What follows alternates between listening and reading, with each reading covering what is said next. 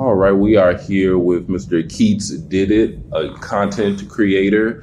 He does everything. He has music, merch, TikToks. You probably laughed at several of them, including the Planet series and streaming services in quarantine. So this is a GateCrashers tradition. We have to firstly ask, what is your favorite sandwich? My favorite sandwich? Oh man, that's a great question. All right, so if I were to go to a Subway or like a Publix, and I'm personally a Jersey Mike's fan, but I'm going to probably start with the turkey. I personally no pork on this fork, so I'm gonna start with turkey. I'll lettuce, tomato that thing, salt, pepper, oil, vinegar, maybe pickles if I'm feeling frisky. I like a little tang side of salt and vinegar chips, and I gotta have the spicy brown mustard on it with a little bit of mayo just to lighten it up.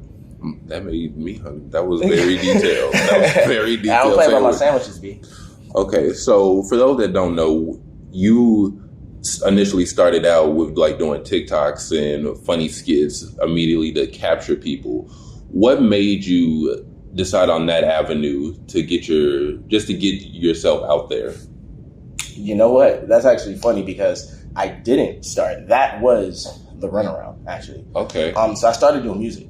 Okay. You know, I come from a musical family. I picked up the trumpet at 10 years old, learned to read music. I ended up in classical, jazz, symphonic band. I was a drum major. And I got a laptop and I started to make my own beats, while I was doing music. Obviously, I was a hip hop fan. So, I started to make my own beats. And when they got good, I was like, I'm going to write to them. I'm going to make songs. And I was doing that for years. And when I got good, and then I put them on independent platforms.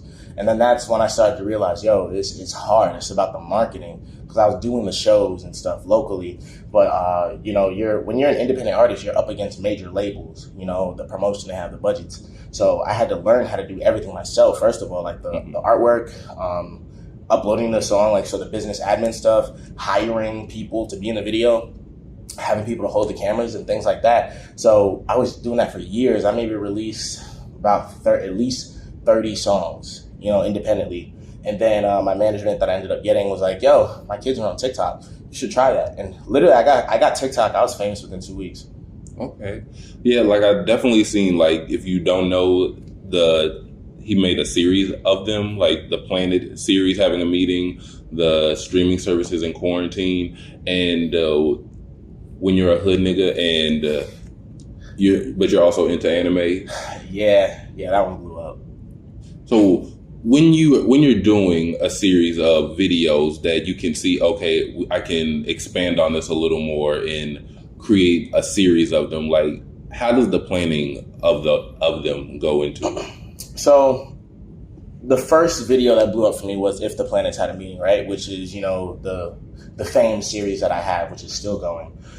So when I first started it, you have to remember, no, you don't really know until you're famous, until you have, until you've gotten 1 million on a video, something like on a platform like TikTok, you don't really know if people are going to want to see part 2, part 3, So I dropped the Planet video just thinking it was another, shot at the hoop.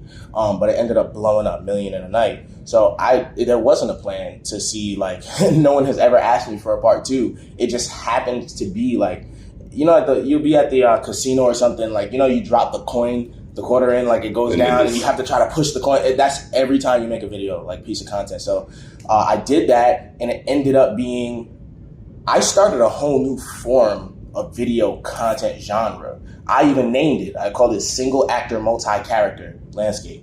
So that's really the first time someone has ever been talking to themselves at a scale. And other people have done it, like Caleb City, but where that's the only thing, especially on TikTok, you started to see a bunch of people, start to have categories. And basically, I called it just the meeting. So social media had a meeting, streaming services had a meeting, Juice had a meeting, so I just go crazy with the meetings. And that just allowed it to be a continuous style of video format.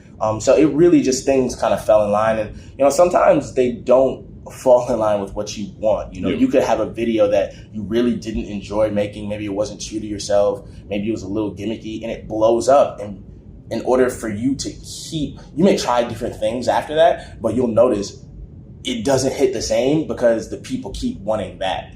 So that's why I told people on my panel yesterday, make sure you're doing something that's true to you that you wouldn't mind having to do again. Because once something pops off, keep doing it. Like I speak to RDC and they're like, yo, like we do a bunch of stuff. They're making an anime, they're doing a lot of things, but it's like we always keep in mind people love our videos, so we're gonna keep doing the videos no matter how big they get and shit like that. So yeah, that definitely stuck with me.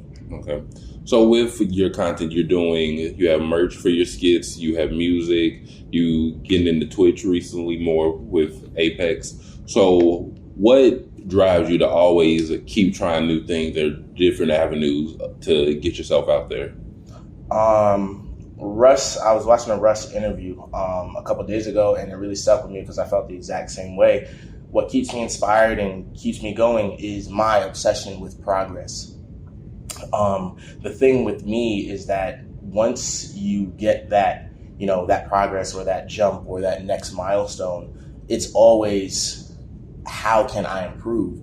I really am in the process of going from TikToks to feature film. And for people who don't know, I actually made an entire short film with one other person, the person that does video editing and a lot of video shooting with me right now, Larry Brown. He helps me with a lot of my video and then work in general. It's like my partner in crime here. But you have to level up. No one wants to stay stagnant. So yeah, it's a healthy obsession with progress and being better. I'm a track runner. I ran track in high school, and when you're on the track, if you run track, you're not, there's 6-8 lanes or whatever. You're not racing any of them. You're only racing yourself. You're only racing your PR. And those times they come up, and you'll notice if you are racing your best self, everyone else is behind you. Like it doesn't, it's a distraction if you're trying to compare yourself to anybody else. So just try to improve on your stuff, and you'll just start to see everything will unfold the way you want it around you. Okay.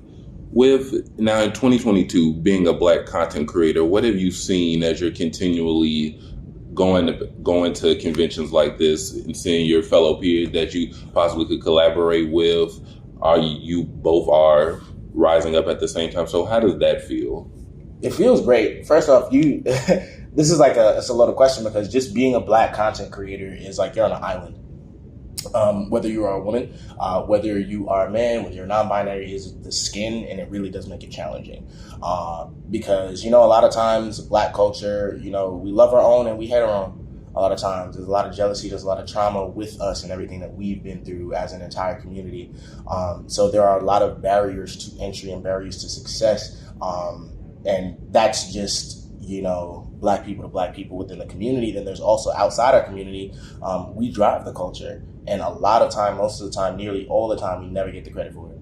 A lot of people, they, you'll see people duet and, take your idea, literally blatantly redo your video. I've had a lot of artists, I've noticed I've dropped Planet videos, and within I have about 20 different parts to the series. And each of those individual, the ones blow up in between, everyone's not major smash, but, the ones like the coronavirus ones, or the Planet have a bars rap, or like when Pluto has a freestyle, things like that. The major ones, I'll notice someone will just take my audio, draw an animation to it, and it'll be so much bigger than the original because it doesn't have a Black face, and it's happened time and time again. I've released countless videos, and you can really test it to see okay, whether it's the algorithm or people just willingness to share, it is more challenging. But Black people do need to help Black creators, because we are, at the end of the day, most of the time are going to have our own back. For as big as I have been, when I'm recognized, it's my people. You know what I mean? So to talk about the second part of that, being here around a sea of blurs, just out here, it's really great to see. And we were talking about this before, it's different than last year. DreamCon is the biggest that it's ever been. And there's so much traffic here and so much people of the same, interest. It's really good to see, and it's very motivating. And I'm sure all my peers feel the same way. Yeah. So last year, I know you did the best animated rap at DreamCon last year. Are you going to do it this year? So I am shooting a music video. I wrote a song called Blurred. So I'm shooting a music video around, out and about. Me and my boy Larry Trey, we're out here, and also I do have a performance. Today's Saturday, right?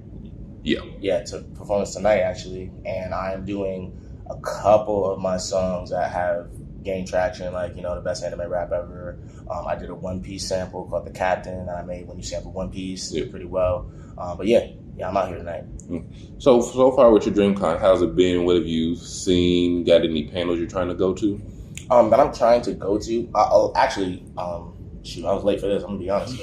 But it's so busy. Yesterday I had a panel where I did an entire presentation on how Keats did it, a viral mindset, where I really just dropped as many gems as how you can be successful, how you can be like us if you want to. But yeah, so other panels after this, I'm just really trying to keep up with the schedule, because the things that I'm doing, like the music video, that's at the forefront. But I missed all the panels I wanted to get to yesterday, because, I never realized you have to now, content creators and people, like guests, we have to account for the time to walk from one place to another with interactions with fans and people that want to get to know you. So, if I was like, the panel starts in 10 minutes, bro, it's going to take you 30 to get there. So now, like you say that with being a content creator, what have been like the pros and cons to possibly going from last year, I could have just went to the convention and it'd been normal, go to the exhibition booth, buy some stuff, to now I have to actually account people want to stop and chop it up with me, being that I am a little bit higher notoriety with videos and being invited here as a guest and things like that. Well, that's the thing. It's all perspective based. It's based on who you ask. You can have 10 different content creators and they'll probably all give you a different answer. My answer is, for me, and the way that I'm wired, and my goals and my life goals, and just, this is just the beginning. Like, what? Like, I'm in the process of going from TikToks and online to feature film. Put me in the next Spider-Man type thing. So if I'm over here talking about, oh my goodness, and I'm such a prima donna, like I'm walking through DreamCon and, oh my gosh, I gotta ask for 5 pictures. Like, how can I expect to go to the mall and live a life? This is gonna be what it's like. It's supposed to be training. It's a training art. Okay. So with training art, what are your top 5 anime right now? No thinking, just your top 5. Okay, right now top 5. Jujutsu Kaisen. Naturally, because One Piece. Bleach is coming back and I'm super hype. I gotta put it in there. Bleach is the OG and I feel like it's super slept on.